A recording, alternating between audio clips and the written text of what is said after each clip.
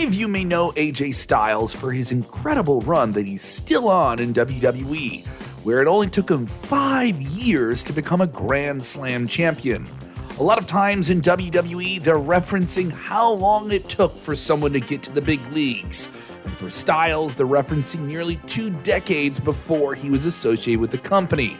But have you ever wondered what happened in those 12 to 18 years before WWE? Yes, fans, there is more wrestling than WWE, and Mr. Styles was Mr. TNA. One of the best wrestlers in the world, not signed to WWE for a long time. But to TNA, Impact Wrestling itself, he was often underlooked or just not utilized to the utmost potential you think he might be. It's Sportskeeda Wrestling. I'm Kevin. Get into the comments below and let us know your favorite matches and moments with AJ Styles. Though some have argued that AJ Styles in TNA Impact Wrestling was never figured as the guy of the company, he may have had the greatest career to come out of TNA and jump to another promotion, and was fans' choice as the face of the company for a significant period of his time there.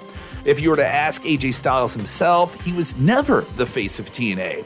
On the Mark Andrews My Love to Wrestling podcast, Styles said, "I don't think I was ever the guy for them, at least in their eyes." With a whopping 18 championships captured in the span of 12 years, let's take a little retrospective look at AJ Styles' TNA career and why he never truly became the face of the company that was once clear number 2 to WWE.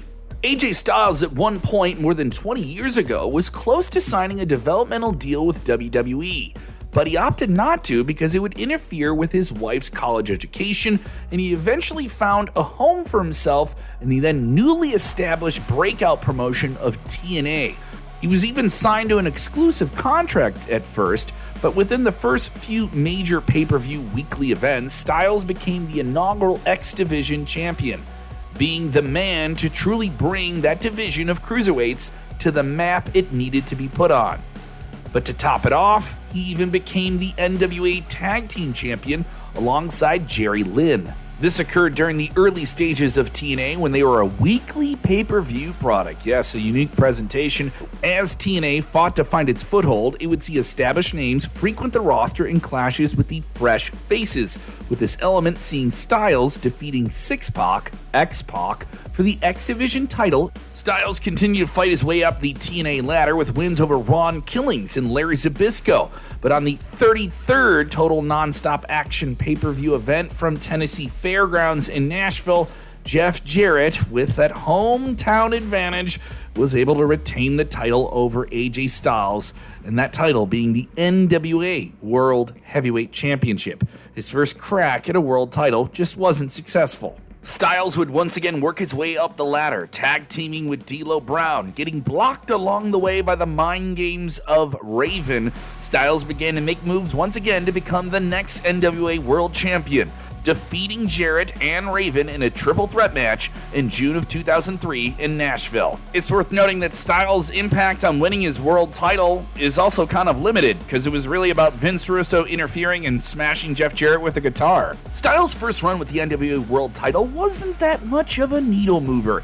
He did best D'Lo Brown in a best-of-3 series, got revenge, and retained the title against Raven. Heck, he even beat Dusty Rhodes defending the NWA World title. With the ref bumped down, Jeff Jarrett would smash AJ Styles with the NWA World title to win back the championship in October of 2003. And now villainous Jeff Jarrett used all the dastardly tactics and all the assistance he could to fend off AJ Styles, and successfully, with a guitar smash and the help of Kid Cash, retained the title against Styles in December of 2003. Double J does it again.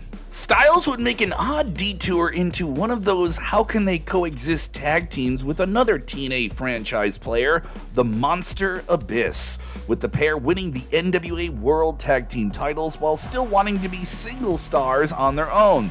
They even had a tables match over who would control the tag team titles. Yeah, weird, convoluted TNA in the early 2000s. Styles got smashed through that table, but the feud ended with Styles getting a world title shot off the back of Abyss. Despite the influence of Raven and Vince Russo outside the steel cage, AJ Styles once again able to fend off Jeff Jarrett's dirty tactics, kicking the guitar out of his hands this time inside the steel cage and rolling him up to once again become the NWA World Champion in April of 2004. Yes, but first comes the spring and an unfortunate summer, with the odds stacked against him in the multi-man mayhem of the King of the Mountain match in June. Styles would lose the NWA World title back to guess who? Jeff Jarrett at the 100th TNA pay-per-view event. Yeah, once again, a fleeting flirtation with gold for AJ. So what's a lonely AJ Styles to do? Well, he goes back to the X Division and recaptures that title from Frankie Kazarian. Has a fleeting match with Jeff Hardy that doesn't really go anywhere. It was during this title reign that AJ got to be a part of the first time ever true Let's Test Those No Limits style match of Ultimate X. That's right, hanging the title by this contraption above the six-sided ring and just really letting the cruiserweights be cruiserweights doing insane stuff. But it didn't serve the best purpose for AJ Styles, as he would lose the championship there.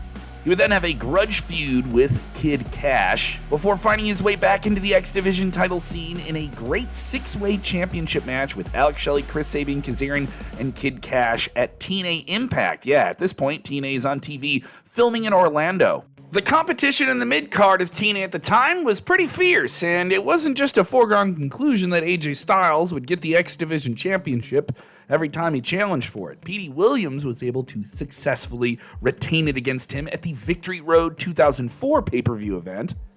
With the title dangling once again above the ring in the Ultimate X match, AJ Styles would get his high-flying redemption, defeating Chris Sabin and Petey Williams to once again become the X Division champion. But it was around this time that he would face and meet on television for the first time one of his greatest rivals, the Fallen Angel AJ Styles. They would face off in a 30-minute Iron Man match at the Against All Odds pay-per-view, with Styles coming out the winner. It was around this time in 2005 that AJ Styles was truly being regarded as one of the best minute-for-minute, pound-for-pound pro wrestlers in the world, and really helping TNA and its X Division stand out as a pure wrestling action-based product. Emphasis on total nonstop action. Now, of course, Styles having great dance partners like Christopher Daniels at the time truly helped. Ultimate X would prove to be yet another problem for the Phenomenal One, as Christopher Daniels would get the title from him, once again dangling above the ring, in a match that also featured Primetime and Ron Killings. Styles would once again attempt to ascend the world title mountain with an elevated sense of hype at this point in his career, and he would get to headline his first real pay-per-view main event, TNA Lockdown 2005, in a six-sided steel cage match. But he had a real challenge here to get to that next world title level, and it was the Monster Abyss. 6'8", 350 pounds of unpredictable, uncontrollable monster, as Mike today described on commentary. Styles did not disappoint in his first real pay-per-view main event, bleeding red and powerbombing a giant on thumbtacks to get that world title shot. Styles would once again challenge, guess who, Double J Jeff Jarrett for the NWA World title at the Hard Justice pay-per-view. And who would be the special guest referee? Well, yes, the Huntington Beach bad boy himself, MMA megastar Tito Ortiz.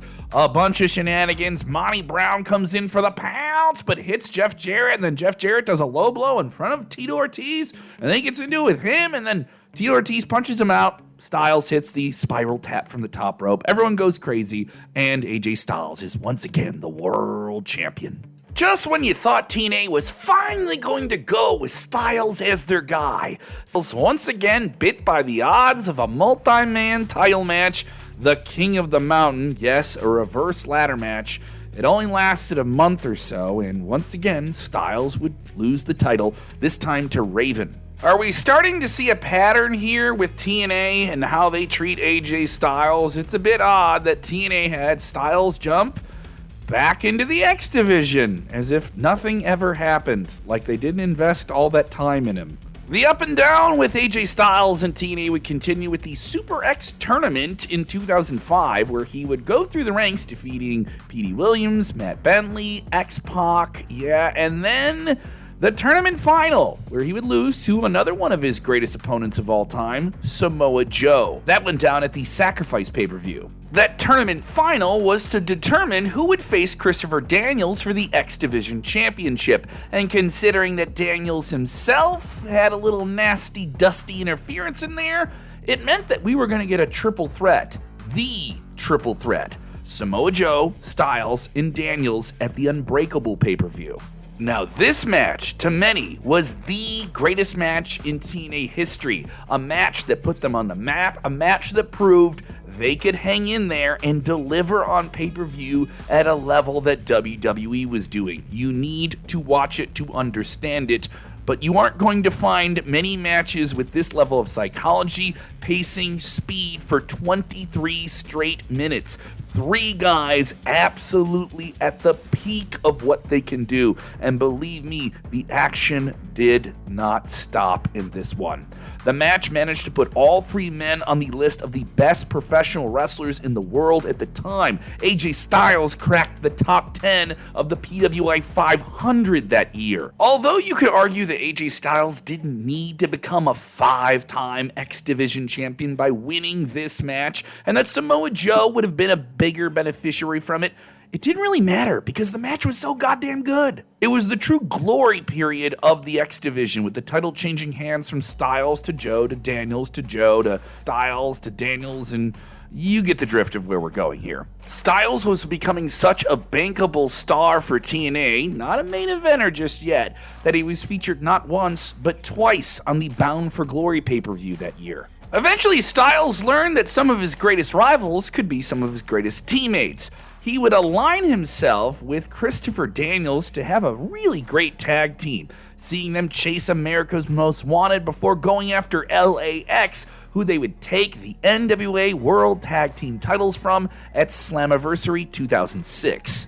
As if you thought he couldn't take the X Division to new heights, well, he went and did it with the tag team division as well. Along with Daniels, they would have the first tag team Ultimate X match against LAX, retaining the titles in that big risky match. As if AJ couldn't take the X Division to new heights, he would do that with tag team wrestling as well. Him and Daniels would defeat LAX for the titles in the Ultimate X at No Surrender. The titles would go back to LAX at Bound for Glory 2006. Only a few days later, AJ Styles would once again get gold around his waist inside the Impact Zone. Yes, winning the Fight for the Right tournament and recapturing the X Division Championship, this time from Chris Sabin. After getting the XD title back for the 6th and final time, he lost it to Christopher Daniels, his tag team partner, once now his rival. And at the next pay-per-view, Genesis, he failed to get it off CD.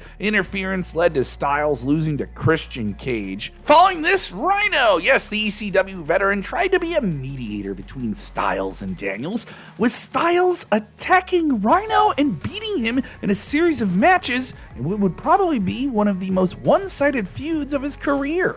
Yeah, it was a gory period for Styles. He got his ass kicked at Final Resolution, Against All Odds, and Destination X, all by Rhino. There was a true sense of the elevated stars from other companies coming over to TNA, and the homegrown talent of TNA simply not being featured nearly as much, and maybe not getting those big wins that were needed. This was in place in the 10-man Lethal Lockdown Steel Cage match at the Lockdown event in 2007, Team Angle, that featured Kurt Angle, Jeff Jarrett, Rhino, Samoa Joe, and Sting, defeating Team Cage, which featured Styles, along with Abyss, Christian Cage, Scott Steiner, and Tomko. In the aftermath of the defeat at the hands of Team Angle, Styles and Tomko tagged together and became TNA World Tag Team Champions.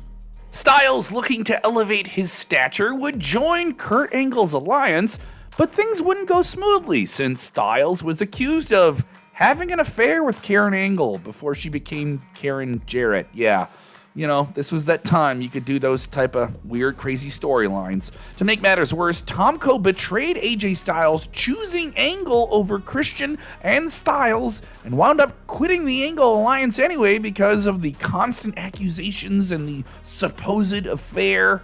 The fallout from the Angle-Christian story, which was an attempt to maybe give Styles something to do that didn't involve chasing a championship, really led to a new guard versus an old established guard story, reaching the point where Kurt Angle was sent to help AJ Styles from an attack at the hands of Booker T, Tomko, and the Dudley Boys, or Team 3D as they were known by then, and only to turn on Styles himself.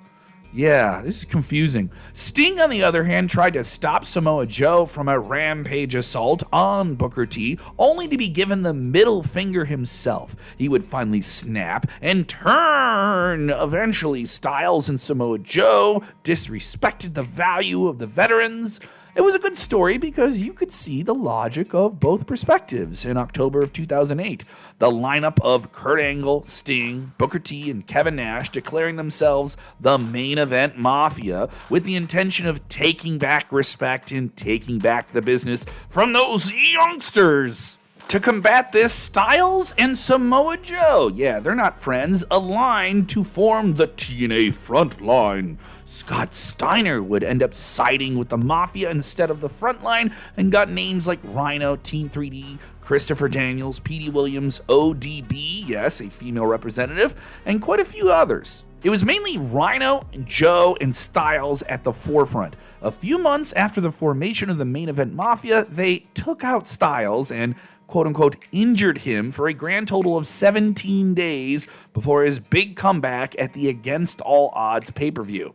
And his role there? Stealing Booker T's Legends Championship before eventually winning it himself. It's got to be one of the rare instances where a superstar stole a title and won it too. No, this wasn't like a cash-in situation.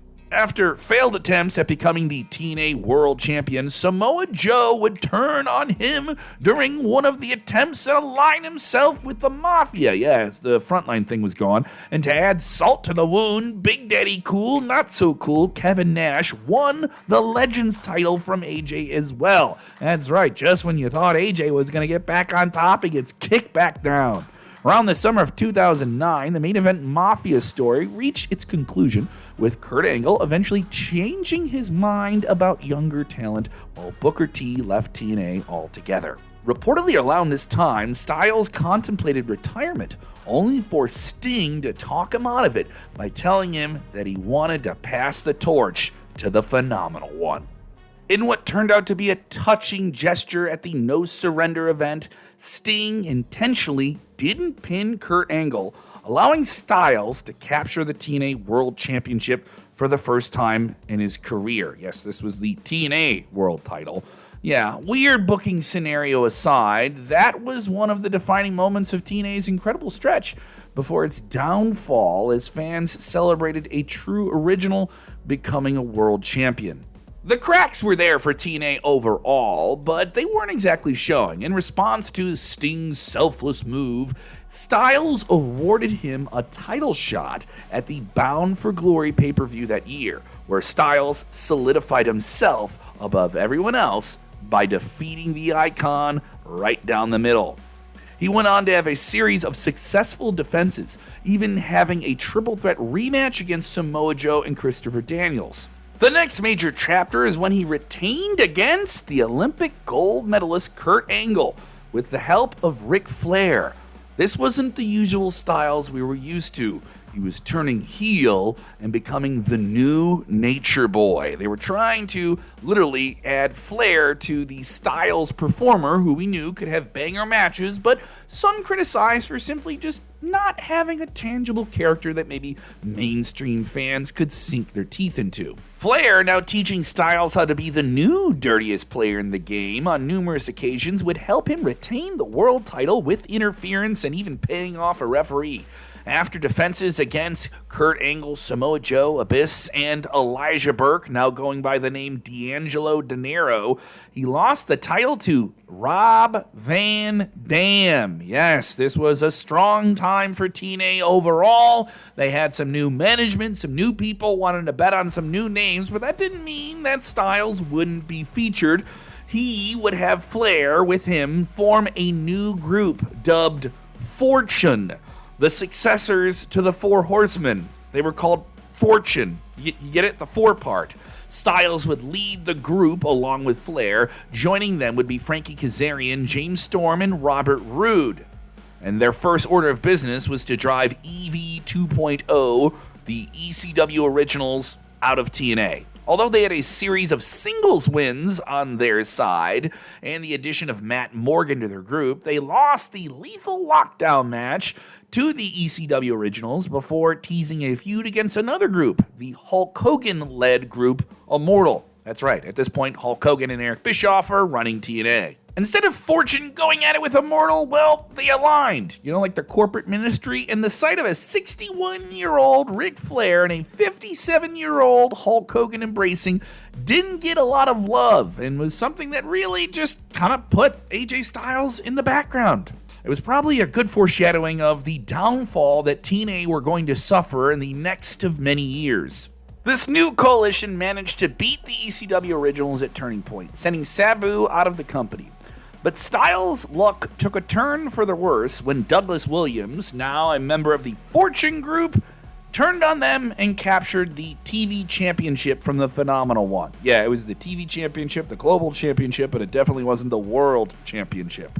The entire story was a bit of a mess, and it was only a few months later when Fortune finally did turn babyface, taking out Immortal with AJ Styles, declaring that he didn't want Eric Bischoff to do to TNA what he did to WCW by taking it all the way down. Ric Flair was absent during this period because of an injury, and when he returned, he betrayed AJ Styles and Fortune and revealed himself to be aligned with Immortal. Instead, enthralling stuff. Woo. Styles would be sidelined for a month, courtesy of a Bully Ray powerbomb from an extreme height. He would return at the 2011 edition of the Lockdown event to help Fortune beat Immortal. For a brief period, he was into it with Bully Ray and Tommy Dreamer for a little while, trading wins between all three of them, and eventually losing a last man standing match to Bully Ray. Despite coming off on the losing end, he went after the TNA World title once again, this time against Bobby Roode, falling short every time. With Frankie Kazarian ditching AJ Styles, it put an end to the Fortune story as we knew it. Oh, it gets even better. On paper, a three-way feud with Christopher Daniels. Okay, that's worked before. Let's add in Frankie Kazarian. This could get interesting for AJ Styles. No, he's accused of having an affair with the then president of the company, Dixie Carter. Why? We did this a few years earlier and it wasn't that good. You can see the quality of the storylines rapidly deteriorating here. And it's no coincidence. TNA was in the midst of a big crash when they still have seemingly never fully recovered from.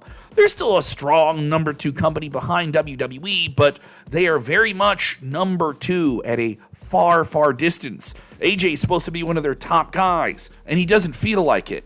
Even with the official rebranding of TNA to Impact Wrestling, things didn't change too much. But what did change was AJ getting another major ally in the form of Kurt Angle. They won the tag team titles at Slammiversary. But wait, there's another twist. Remember AJ Styles and the Dixie Carter affair thing we mentioned a few seconds ago? Well, it turns out they were actually taking a drug-addicted pregnant woman overcome her demons. How noble, and it even makes no sense whatsoever. Yeah, why were AJ Styles and Dixie Carter, who were work colleagues, taking care of a pregnant woman together to cover up a previous lie? Christopher Daniels said that Styles and Dixie left out one important detail, that AJ Styles was the father of this woman whose name was Claire Lynch, and she had a baby, and it's what? To earn the right to make Claire take a paternity test, we gotta have a match, right? AJ Styles had to defeat Christopher Daniels in a last man standing match at Destination X. We're gonna find out who the baby's father is. Did Maury Povich book this? The results revealed that Claire wasn't pregnant at all. No, she faked her pregnancy as a plot with Christopher Daniels, because he's evil, to blackmail AJ.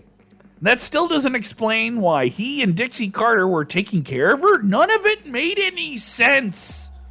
Either way, Angle and Styles lost their titles back to Kazarian and Daniels in between, and they failed to regain them, and this was really bad. After failing to become the number one contender for the world title, he lost to Christopher Daniels and maybe lost his smile. He began a rivalry with Angle after not revealing whether he was a part of the new formidable faction Aces and Eights. And everyone needed to know who was in that faction. And AJ was wearing a leather jacket, and they wear leather jackets. Hey, are you with those bad dudes? We need to know. Although he would lose to Kurt Angle at Slammiversary, he opted not to join Aces and Eights and was done with the whole faction thing to begin with, because it didn't work before. Earning a spot at the Bound for Glory tournament, he went on to win it and defeat Bully Ray to become the TNA World Champion again. Revived? AJ's back? He's phenomenal? But this time, there was a problem. Styles and TNA were in renegotiation stages, and it played out on screen with the Phenomenal One getting into a rivalry with Dixie Carter, wrestling as the world champion without a contract. Somewhat intriguing. Okay, they got something here. The result of it would be the world title getting vacated, with Magnus, you now know as SmackDown General Manager Nick Aldis, winning a tournament to crown a new champion. AJ Styles returned to have a unification match with Magnus, and an interference infestation of nearly 10 superstars saw Magnus unify the titles for good. This would mark the unfortunate end of AJ Styles' 12-year run with TNA. The real-life situation of him having a contract negotiation played out in a very, very messy ending.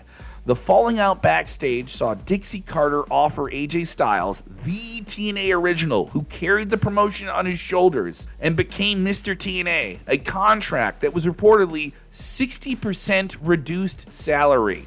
This was according to Styles himself. It's not difficult to understand why Styles was not happy with this. In his own words, when you've become loyal to one company for that long, you should be getting a big pay raise, not a pay cut. Thankfully for Styles, the departure was a blessing in disguise, as he made the jump to New Japan Pro Wrestling and became a two-time IWGP World Heavyweight Champion, lighting the world on fire at the Tokyo Dome. Also establishing himself as one of the biggest international stars in wrestling at the time and one of the undisputed top wrestlers in the entire business. Oh yeah, and there was this whole thing called the Bullet Club. According to AJ himself, Dixie was a lot more keen on using the established ex-WWE stars than pushing them over younger, lesser-known names like himself who were the foundation of the company. And nobody built the foundation of TNA the way AJ Styles did. TNA's loss was AJ Styles' gain. In the end, he would sign with WWE and have that massive debut at the Royal Rumble, and quickly became one of the favorites, maybe even a franchise player for WWE, where if you told me that 20 years ago, I don't know if I would have believed you. The fact that he's actively referred to as one of the best in-ring performers of his generation in WWE and has won every major title there shows you everything you need to know. But don't let the backstage bitterness and drama deter you from a period in TNA where Styles' career truly shined, because whether anybody admits it or not, TNA is the biggest reason why AJ Styles became who he is, one of the best in the world. What's your favorite AJ Styles match or angle? Let us know in the comments below.